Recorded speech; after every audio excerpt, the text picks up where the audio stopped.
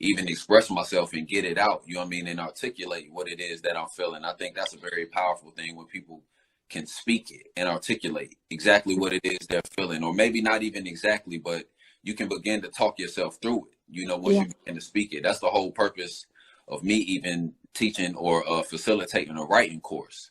It, no matter what it is you're going through, if you can articulate it even to no one but yourself on paper or out loud or whatever the case may be, you can get through it, you know, or figure it out, or know how to tackle it when it arrives. However, you know what I mean, that works, because it's a process, you know what I mean, to everything.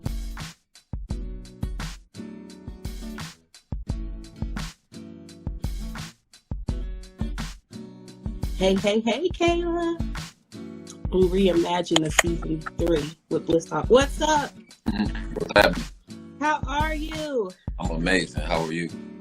Good. And I know you're amazing. I've been looking at your Instagram, straight flexing with that live water that you got. Live alkaline water. I had to sip it one time for the one time, just so that. I know that's right. Hold on. Can you pass me a water right quick from the over there? Because I got to flex too with my live water. Yeah, for sure. Go live. How you feeling though? I'm doing all right. She like, look here, I'm making her do work. I'm doing work already. Thank you. Boom. Yeah. Boom. Flexing. For sure. Oh man. So T Walker, I already went over this list of just things that you're doing and have been doing for a minute now. CEO of Heavy Energy, president of Soul Society, co-founder of Parent Box, an artist, educator, distributor of Live Water, executive producer of Bliss Talk. When do you sleep? I sleep. I sleep. Yeah, you know, I mean, make time for everything, you know, set some hours, set some boundaries, all that good stuff. I know that's you right. know, so I'm finding it, you know what I mean? But it helps, you know what I mean? The fact that it's a baby on the way, you know what I mean? It kind of make me sleep sometimes, and I get better sleep than I've been, was getting before. So, yeah. What's a day in the life look like for you? A day in the life. It depends on the day, you know? I mean, you might catch me, you know, unloading a car, you know what I'm saying? I mean, a truck, you know, full of waters, you know, to bring them into the house, to label them so we can load them back up onto the truck so we can get ready to head down to Atlanta, you know, distribute them at the indie market. You can catch me, you know, hopping up in the morning, making some sweet potato waffles, you know, with a podcast playing, you know, getting ready to pack up some shirts, you know, to send to the mailbox, you know, do a freestyle on the way. I don't know, you know what I mean? I like the idea of, you know what I'm saying, getting up and creating my day and being able to kind of have an idea of, you know what I'm saying, what the days are going to look like. But yeah, something's always going on. And, you know, with the Black Parent Box now, you know what I mean, we're getting ready to hit another gear with that, because it's almost time, you know, for the first box to go out. So, you know, it's a lot of exciting things going on. You know, we got Black Parent Box getting ready to make a whole nother shift. Live alkaline water is going crazy. I got a virtual concert coming on the 20th. You know, I'm an ambassador of Buttervilles. So many different things, you know. Wow. So, you know, and then executive producer of Bliss Talk. You know, I love that because I get to, you know, move around and meet so many different people. You know, and as I meet those people, you know what I mean, just make the connection, and then y'all have a beautiful conversation, you know what I mean, get to share some information, you know, about a number of things of people that are in a number of different fields. So I've been loving the picks that you've been choosing too. I feel like, me personally, being the host of Bliss Talk, these conversations have been really dope and just really easy to have, you know, because a lot of them are entrepreneurs or getting themselves out there. And so the like-mindedness for us to be able to chat and go back and forth about ideas has been super dope. And for those of y'all who haven't caught like the last season or the beginning of this season, go check that out. A lot of that information was very, very useful. You know what I mean? What would have been some of your greatest takeaways? So we're going to get into that. I first wanted to talk to you because you had a lot of stuff going on too, and I wanted to give you your flowers because man, you be moving. But Blend of Soul was one of my favorites, and I really enjoyed their story. You know, they came on together as a partnership.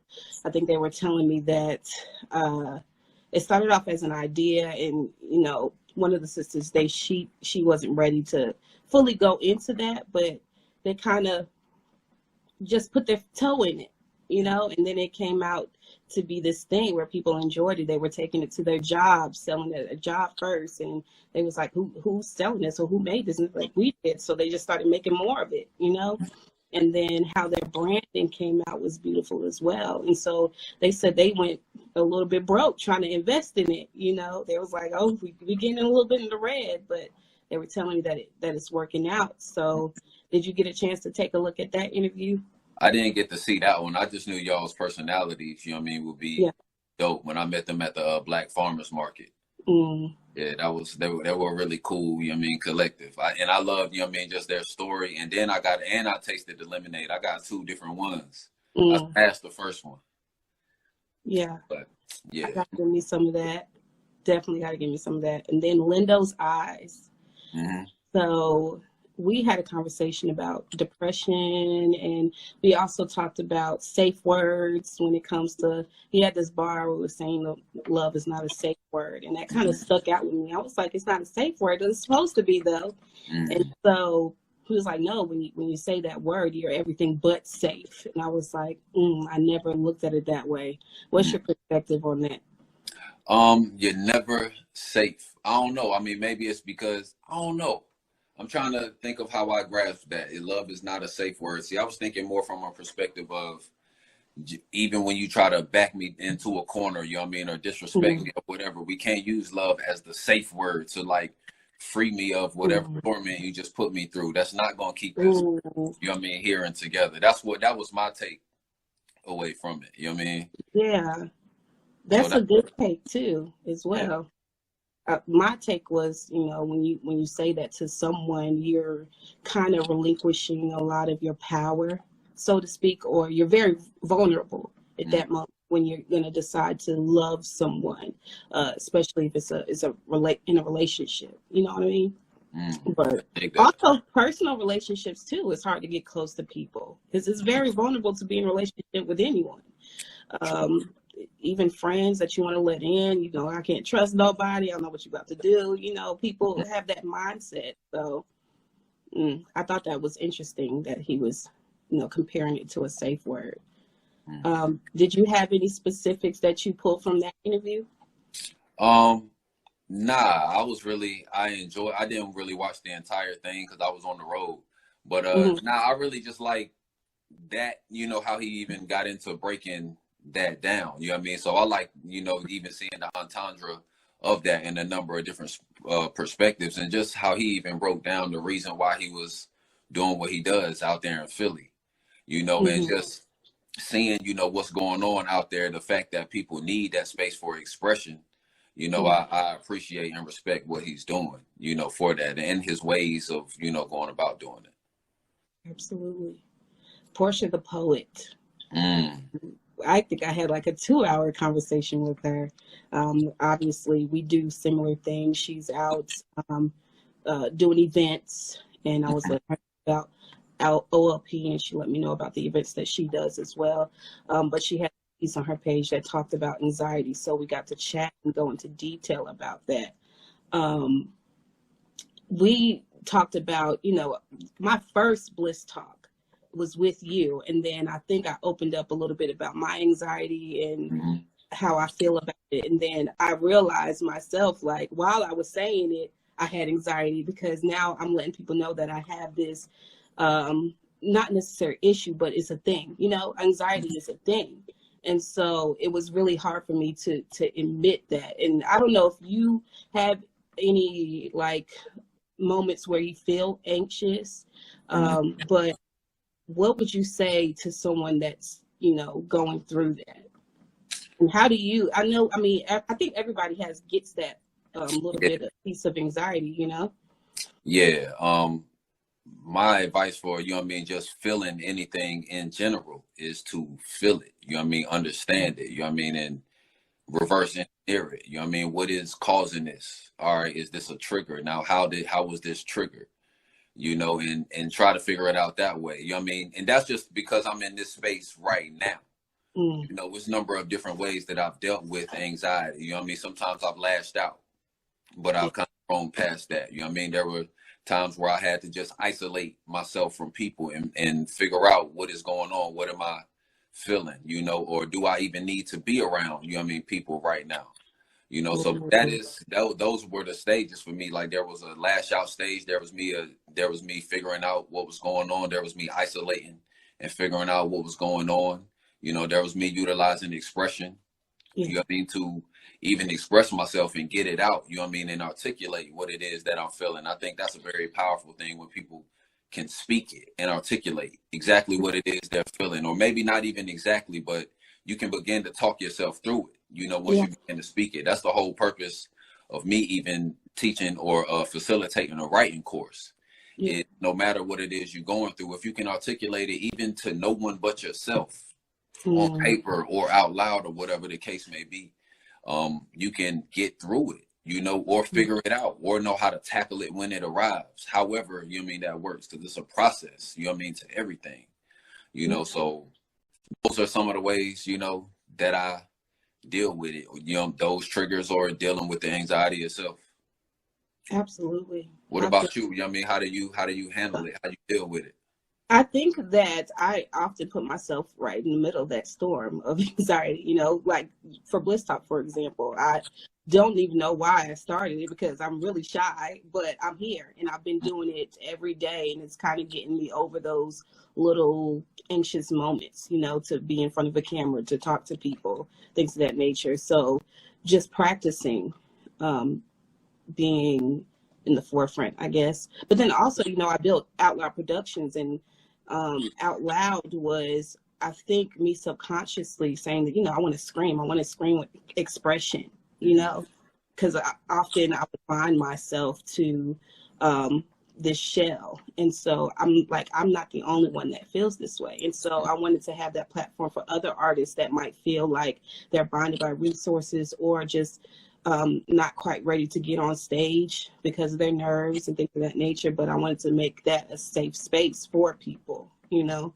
And so I think that putting that type of energy out in the world just makes the world a better place for people that go through that. You know Mm-hmm. what I mean? Do getting the opportunity to hear other people's stories and like ask Yeah. them questions about things that affect you. How is it even shaping you as a presenter? You know what I mean? As a host or as an Um, artist.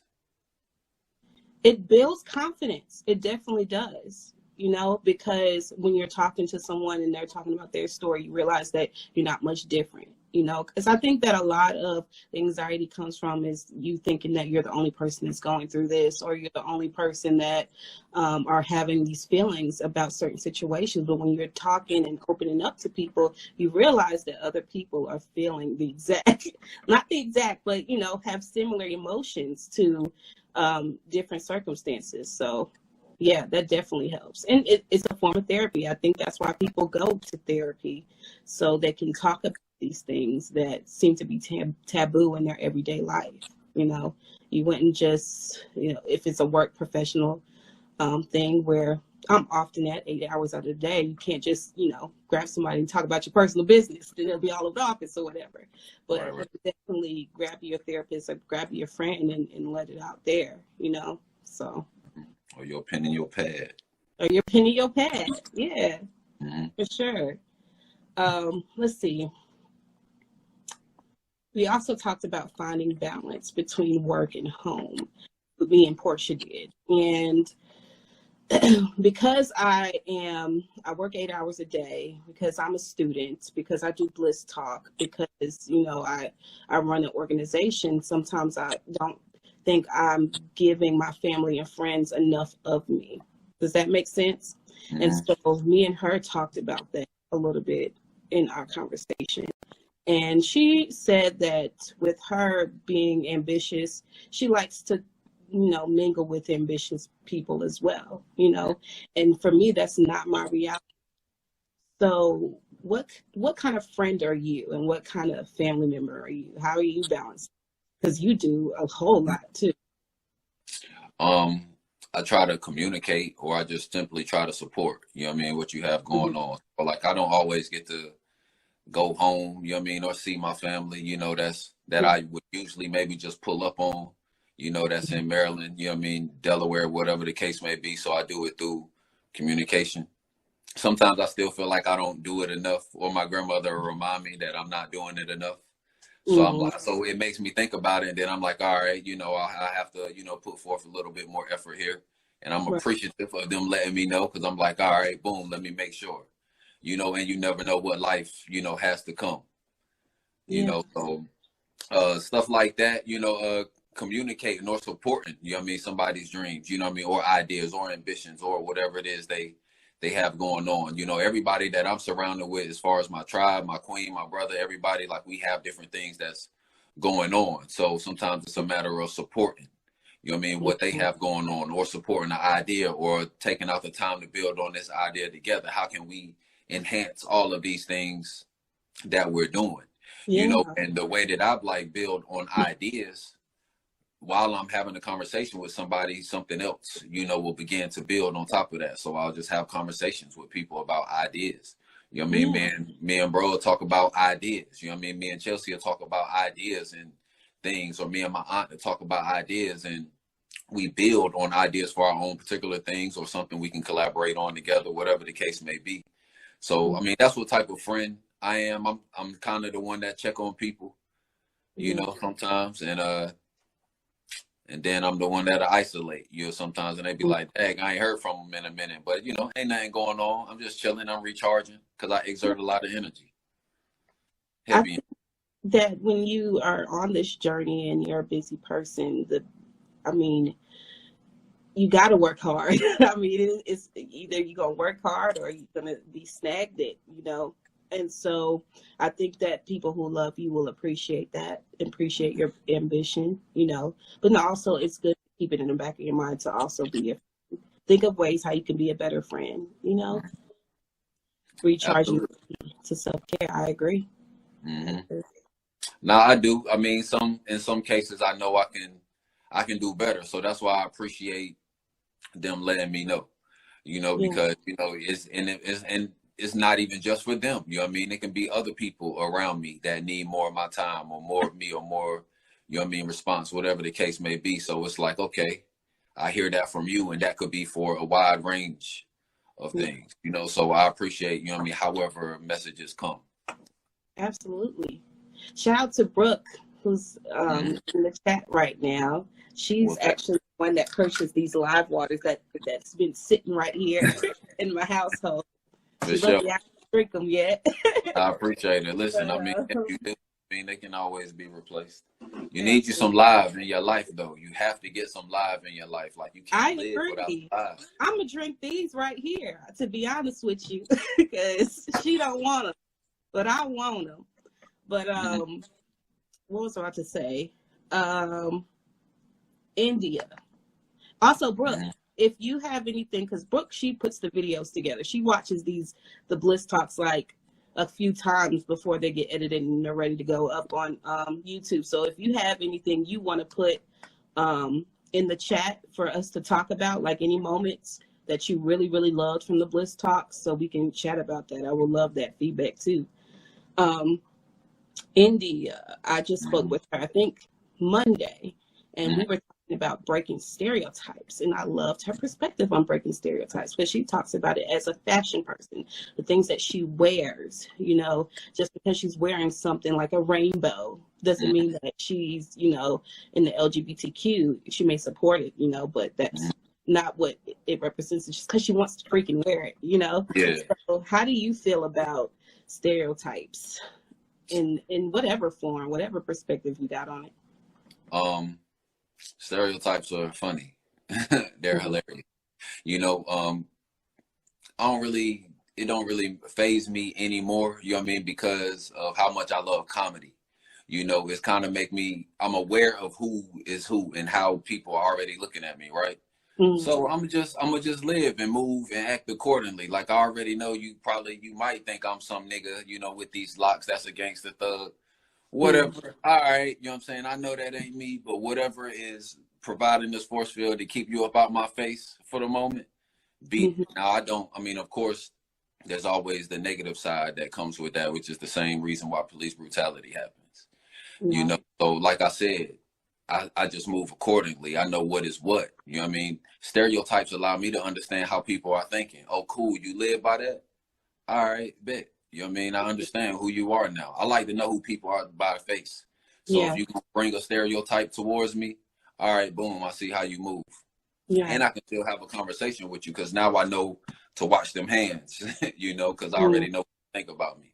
Right. You know, so that's how I live with stereotypes. I try to not stress only the things that I can control. I can control protecting myself. I really love the conversation you and Toya had.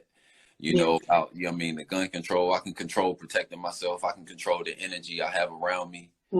So, but yeah, that's how I feel about stereotypes. That's interesting. That's a really interesting point. Like, if people are talking to you and they think that you're a certain type of ways because of their lifestyle and how they're moving, you know. Right. And, you know, I used to have a friend that was very nervous when we would go out. And I would just be like, are you okay? And it was because he was used to this certain lifestyle, you know, that was pretty dangerous for him.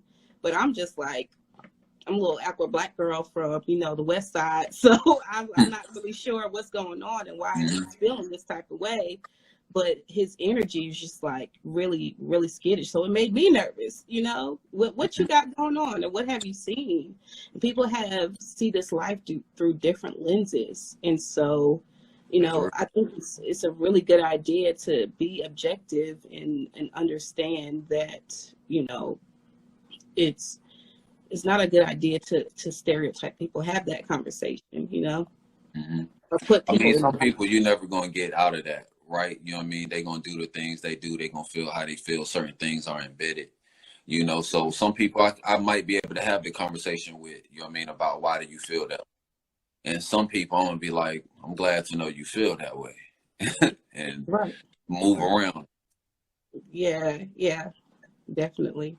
Brooke writes, this whole season has been dope. So many artists. I'd have to say I vibed with Kayla and Sakaya. Yeah. Dr. Sheila Faye is a gem. So many good conversations. Sakaya was definitely a dope conversation too. I mean, energy was just like, I saw her aura, you know, through the screen. And it was just so easy to talk to her. And I really appreciated the fact that she had this concept of the book, this graphic series that she put together, and she kind of sat on it for a little bit. She didn't think she was ever going to finish it, but she did. And sometimes that's the reality of it, you know. And I'm so glad that she did finish it because I love the comic series. Do you have a copy? Yeah, I have a copy. It's over here. But man, when I saw her, like I saw the stand that she had from like the other side of where I was about 50 feet away, and I was like, oh yeah, I gotta go over there and see what's going on, because I had seen a couple different things on YouTube, you know, and like I had never really seen like a black NE or comedic like anime, you know, type style. I know it's not anime, that's just the first thing I can think of at the moment, but it was really dope. But the only other thing I had seen was Black Sand. So I was like, oh man, I gotta go see who this is, you know, and just having a conversation with her, and something similar to like y'all discussed even with publishing, you know, another reason why I was like, all right, cool, yeah, I definitely got to link and stay connected, you know. But you know, the fact that it took her 3 years, like, and you know, because it's a journey, you know what I mean? All of these ideas take time, you know, as long as you make the steps. And she kept making, you know, steps, you know what I mean, to get to that 3rd year. And you brought up Mama Love.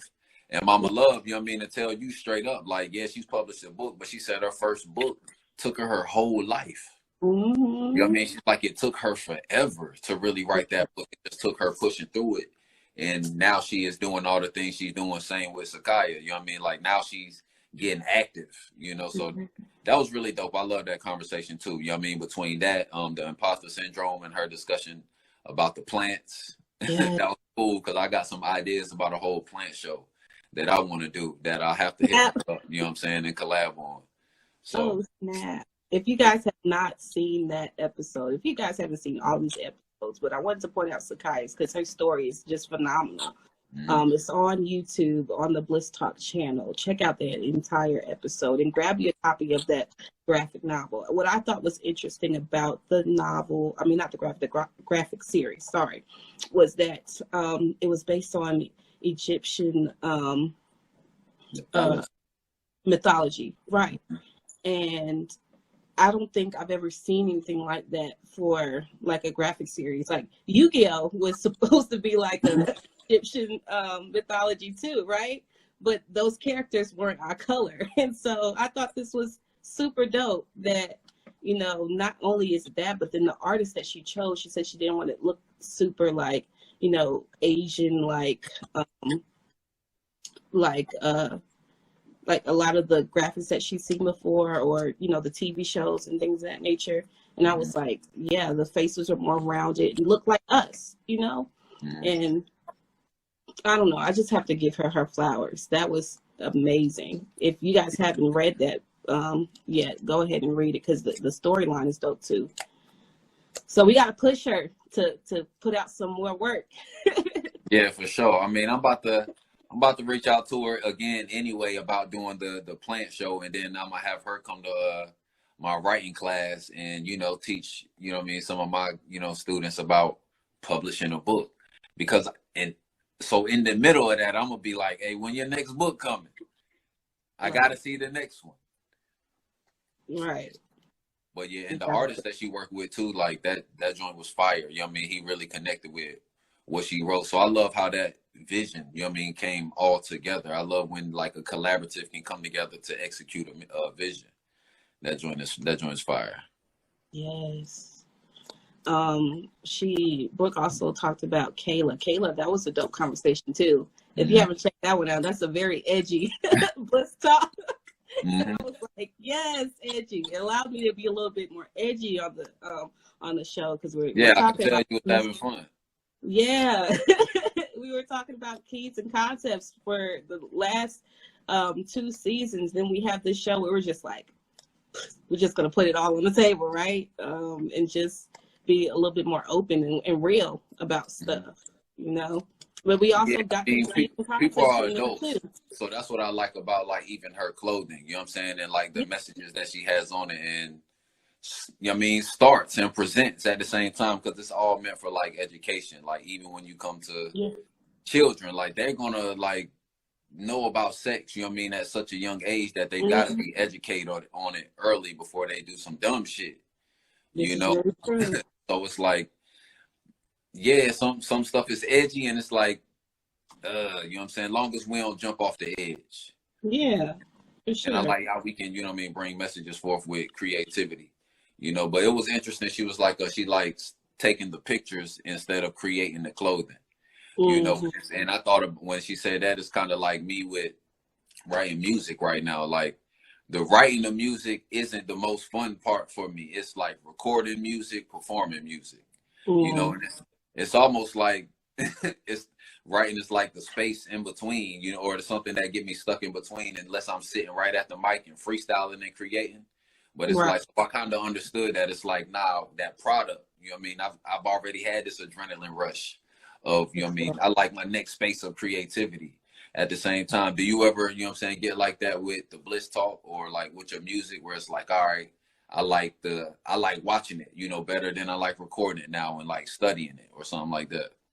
Yeah, I mean, these Bliss Talks, I'll watch them like 3 and 4 times, you know, especially if it was a really good one, because sometimes, you know, I'm thinking about the next thing to say, you know, while that person is talking. I love to just make sure I got everything and absorb all the key concepts that we talked about through the night.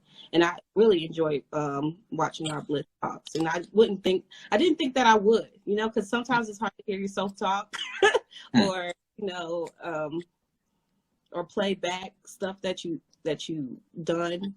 But for me, I'll get up and listen to a Bliss Talk in the morning and be like, oh, snap, we did talk about that. Oh, shoot, you know? So, yeah. Yeah. Let's see. Not being afraid to ask. That was something else that India spoke about. India. She was talking about not being afraid to say exactly what you need when you're working on a project with someone. And I think that was a brilliant key, because you have the vision. Nobody else is in your head to see what you want. And so you end up being maybe upset when it doesn't come out the way you want, but did you ask to have it, exactly how you want it?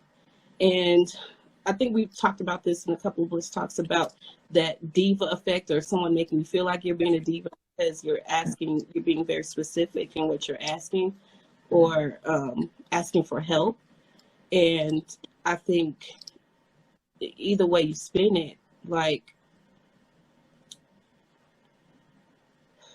what am I trying to say? Either way you spin it, like, I can ask you and you'll be upset, but does it get done? Does the outcome, is it beautiful? You know what I mean? And you don't have to ask it in a nasty way or anything of that nature, but don't be afraid. Right. Perspective on that.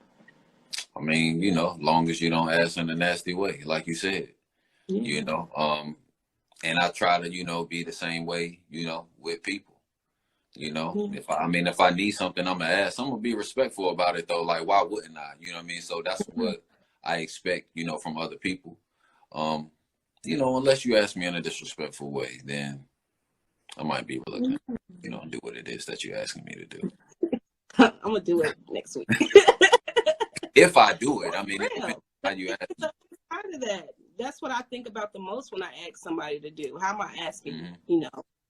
Am I asking it with love? Am I asking it with a purpose? What does it need to be done for? I wouldn't ask anybody to do something that I wouldn't do for them, or period. What's up, Deviant Sounds? Let's see. Oh, Adon. He was actually one of our first ones for this season. And he talked about... I didn't get to see that. You said what? I said I didn't get to see that one. Oh, it was a really, really powerful conversation.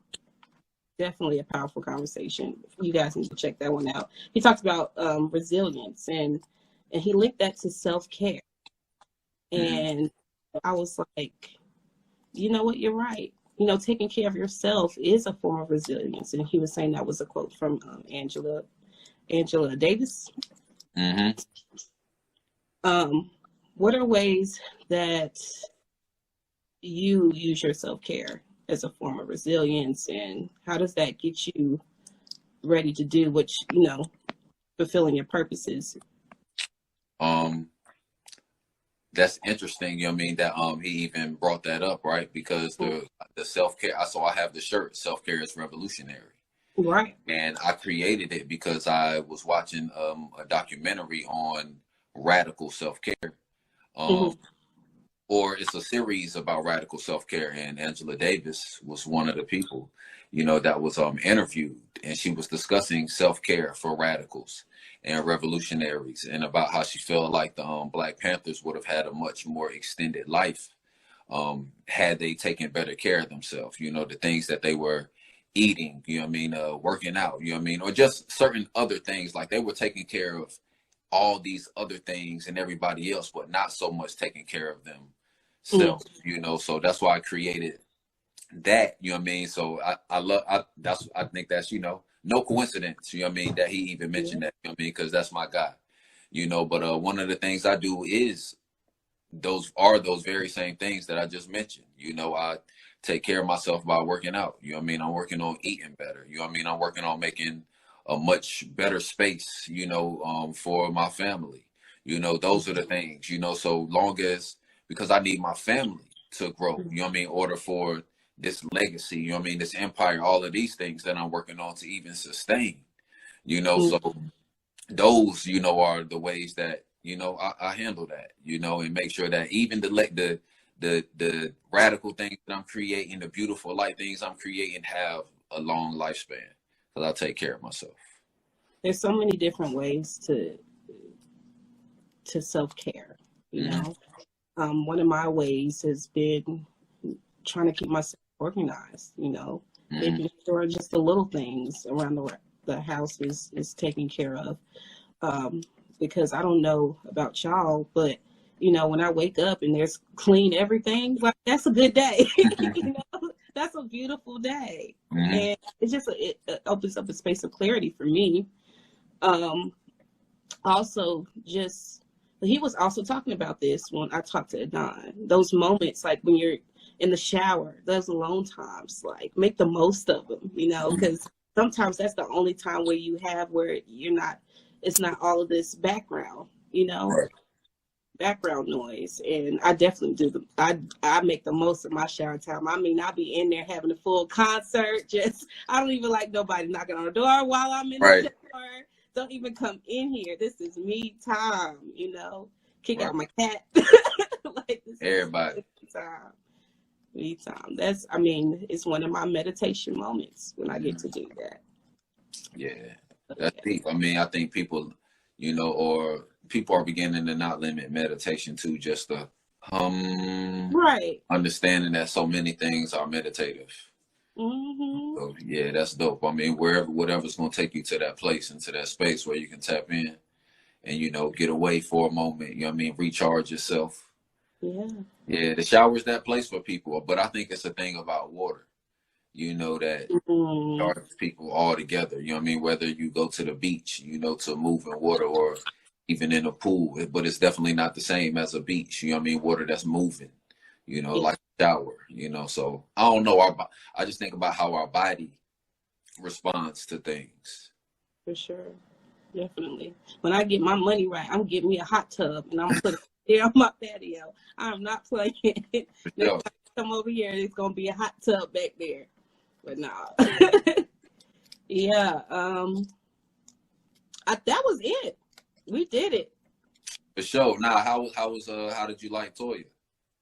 Because that was when she was talking. She was the guns. Oh, I like Toya. Health. I like Toya because she talked about the guns, and I was actually in the middle of getting my license too, you know, my gun permit. And so it was great to ask her questions on how do you go about it. And I didn't know that, you know, for if you have a gun permit here, you still need a gun permit for different places that you go. So I thought that was very interesting. I actually listened to that interview this morning when I got up. And then also we talked about her acting, and she, you know, let me and the listeners know of how you can get involved with that if you wanted to. You know, you can go right up here to what's that, Triad stage, and just ask to volunteer at some places where you know they're doing shows. And so you can start out that way if you wanted to get involved, because I think that acting is another outlet where it's a lot of freedom involved with that. Just being another person or a new character. There's something about that. Have you ever tried acting? I'm in a movie. Oh, snap. That's coming soon. You know, I didn't have like a huge, you know, like acting role, you know what I mean? But yeah, you know, so it is a route that I'm looking, you know, forward to going down. Okay. Yeah. You gonna do some acting? I'm thinking about it. I was in a play once, and I really enjoyed it. And I had to get out of it because my eyes burnt, like on stage, because they had like these lights. They were very, very, very strong lights, and so I was blinded for a day. And so that didn't end too well. But I have always thought about just going back into it because I had a blast when I did it. So yeah, I'm definitely thinking about that. So what is your tour looking like? Are there lives to look for or in-person events? Brooke is asking this. Oh, yeah, we'll have a virtual concert next Friday on the 20th. And I'm gonna be doing a lot of, you know, different virtual events. This Saturday, you know, we were supposed to do the Heart Gallery at the East White Oak Community Center. But you know, now that we're supposed to not have more than 25 people in there. Now we can't have more than 10. So we're gonna still do the Heart Gallery there. We're just gonna do it virtual this Saturday as well. So all the poets, you know, all the visual artists, you know, still gonna put their work up, and we're gonna, you know, go around the gallery doing our thing there. But no, I mean, on the 20th though, that's the virtual concert I have coming. And I'll be releasing, you know, some new music, you know, that day as well. So I'm gonna do it as a combo pack. I got 15 campfire seats. And the unlimited amount of virtual tickets, so people can go order up. I mean, as many as they want, send them out to a friend, whatever the case may be. But we're going to do some live meditation, some group meditation, for everybody that's there and who's watching, to participate in. We're going to do some libations called the Ancestors in the Space. And then we're going to get active. Me and the band, there's going to be some poetry involved. There's going to be some live music. There's going to be some stories involved. And, yeah, we're going to have a good time. It's going to be some Buttervilles, in the air. We're going to have a good time, so, yeah.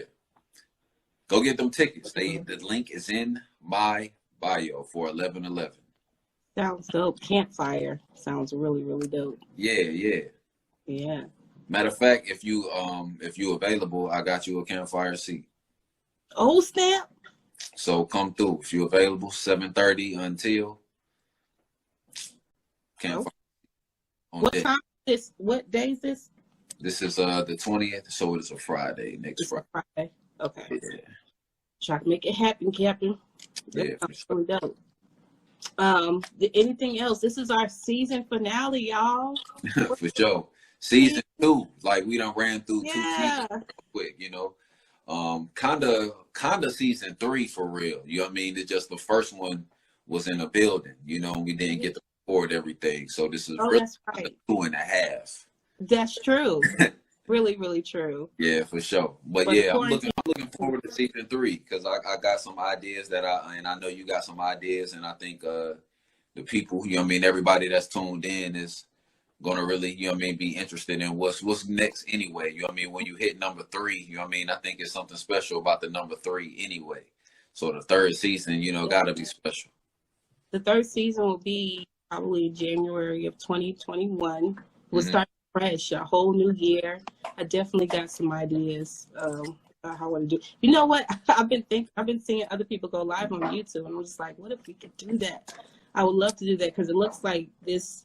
I was watching a pod today, and he was able to pull up different pictures and be sitting right here. And so while he's talking, like he has something to refer to, and I was like, I would love to have that for Bliss Talk. That would be. Who do you want to interview next season? Who is one person that you want to interview that we got to get for this third season? And let the people that's watching know right now, who is this person that we got to have for the third season? The person that we got to have for the third season. I thought about someone today. I'm trying to think of who it was, though. Hold on. You always ask me this, and I'm just lost for words. But who was that person? I would love, a conversation with you and Ava DuVernay. That's who I got on my mind. For real? Yeah, that's who I got. If you want to take it there, we can take it there. Listen, I'm gonna go. I'm thinking big. Who you got? Needs to make an appearance. LB needs to make an appearance again. Yeah, we can bring LB back. We can bring him back. Who else? There's a couple of people that I sent you. I wanted to talk to West Indie Ray. She's someone that I follow, and she does her YouTube thing, and I believe she's also an entrepreneur. I would love to talk to her. That'll be a good person to talk to in regards to YouTube and how that works, because we're trying to get our YouTube straight, Let's see. There's been a couple of actors that I wanted to, even if they got a blue check, I want to reach out. Just, do you want to come on real quick? I would love to pick their brains. For sure. We've got people that came on here with a whole lot of followers, So I don't think it's just out the way. Ooh, Ebony K. Williams. I would love to talk to her. Okay. Yeah. Bet, snap. We got to get Ebony K. Williams. I don't know how we going to do it, but I know how we going to do it. She's from North Carolina, too. I mean, she'll be with it. We'll figure it out. Season 3, Ebony K. Williams is in the building. All right. We got to make it happen. Stamp. Everybody that's watching us seen it already.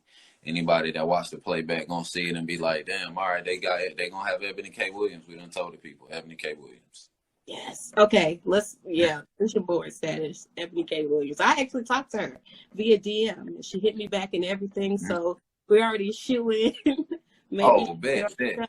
Yes. I told her how proud of her I was, and she was like, "Thank you, sis." And I asked her, she's going to be talking about more of, because we were just trying to educate ourselves and everything that was going on. And she used to be an attorney, and so she breaks down this political and law very easy, so people like us can understand and comprehend. And so I was asking her, when's the next time you'll be talking about this? She let me know and all that good stuff. It was dope that she actually reached back out to me. So maybe fingers crossed. Yeah. So, yeah. All right. Well, I mean, go ahead and stamp it. You know what I mean? It's gonna happen. Yeah. Here we go. What's next? You know what I mean? When we gonna get some Carmen Bliss music? I'm gonna put you on the spot for the people. Oh my gosh, you do this every time. Back to who I want on, but I need to get Chelsea to come back on, because last time when we did it, we had such a dope conversation, and Instagram was straight flexing on us. It did not want us to save the conversation. So, Oh man, Chelsea, girl, come back on here. Let's do that again. Sure. I'm gonna make that happen. As far as music goes, who knows? I might get a pop-up album, a pop-up concert. Who knows? For sure. There. Yeah. No doubt. All right, guys. If y'all have any more questions, I mean, this is the last season. I mean, not last season, last episode. Don't scurry away from the Bliss music. Indeed. Man. Yeah, the scurry stuff, scurry. Yeah. That was cool. Anybody got any questions for either me or T. Walker as we transition into, just reimagining season 3? I definitely appreciate you and Brooke, who have been awesome at organizing this and putting this together.